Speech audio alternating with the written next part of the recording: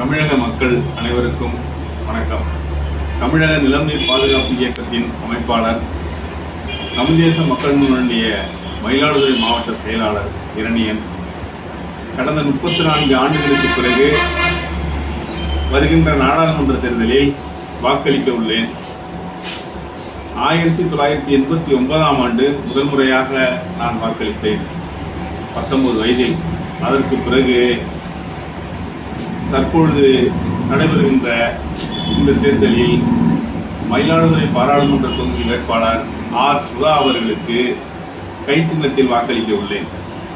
இதுவரையில் தேர்தல் புறக்கணிப்பு நிலைப்பாடில் இருந்த நான் தற்பொழுது வாக்களிக்கும் முடிவுக்கு வந்திருக்கிறேன். இந்த வாக்களிக்கும் முடிவு ஏன் என்று நீங்கள் கேட்கலாம். நான் இதுவரையில் தேர்தலை புறக்கணித்தது, அரசியல் கட்சிகள் வாக்குறுதிகளாக 4 வாக்குறுதிகளை எதிர்பார்த்தேன்.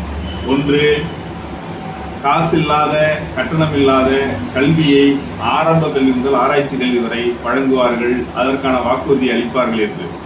2, மருத்துவம் அனைவருக்கும் இலவசமாக காசில்லாமல் வழங்குவார்கள், அதற்கான வாக்குறுதியை அளிப்பார்கள் என்று. 3வது, லஞ்சம் இல்லாத கையூட்டு இல்லாத வேலை வாய்ப்பை அளிப்பேன் என்று உறுதியளிப்பார்கள் என்பதை எதிர்பார்த்தேன்.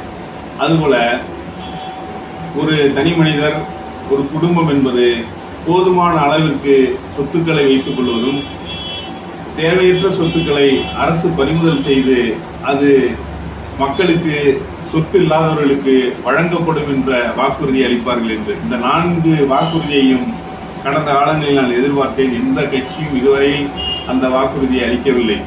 இருந்தாலும் தற்பொழுது தேர்தலில் வாக்களிக்க முடிவெடுத்திருக்கிறேன். ஏன் என்று கேட்கலாம் நீங்கள். இந்தியா பன்முகத்தன்மை கொண்ட நாடு.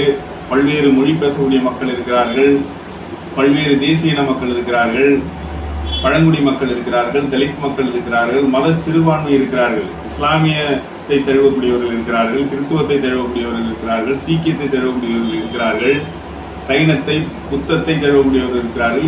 இதுபோல பல மதங்களை வழிபடக்கூடியவர்கள் இருக்கிறார்கள். இதுபோல பன்முகத்தன்மை கொண்ட நாடு.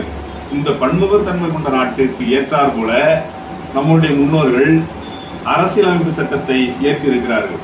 அந்த அரசியலமைப்பு சட்டத்தை உடைப்பதாக, அதை நீக்குவதாக ஒரே பொது சிவில் சட்டம் என்று பாரதிய ஜனதா கட்சி கூறுகிறது. ஜனநாயகத்துக்கே அச்சுறுத்தலாக இருக்கிறது.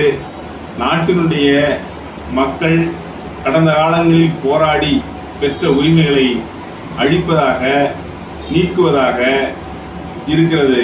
ஆகவேதான் பாரதிய ஜனதா கட்சியினுடைய தலைமையிலான கூட்டணியை ஆட்சி அதிகாரத்திலிருந்து அப்புறப்படுத்துவதற்கு, மோடியை அதிகாரத்திலிருந்து இறக்குவதற்கு, அதற்கு மாற்றாக இன்று உருவாகியிருக்கிற, இந்திய அளவில் உருவாகியிருக்கிற இந்தியா கூட்டணியை ஆதரிப்பது என்ற முடிவெடுத்திருக்கிறேன்.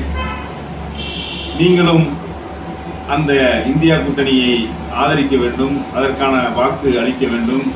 இந்திய ஜனநாயகத்தை பாதுகாக்க வேண்டும், இந்திய அரசியலமைப்பு சட்டத்தை பாதுகாக்க வேண்டும், மக்களின் போராடுகின்ற உரிமையை பாதுகாக்க வேண்டும். ஆகவே இந்தியா கூட்டணியினுடைய சின்னமான உதயசூரியன், கை சின்னம், அதுபோல பானை சின்னம், ஏணி சின்னம், தீப்பெட்டி சின்னம், கதிரருவாள் சின்னம், அருவாள் சுத்தி சின்னத்தில் வாக்களிக்குமாறு உங்களை அன்புடன் வேண்டுகிறேன்.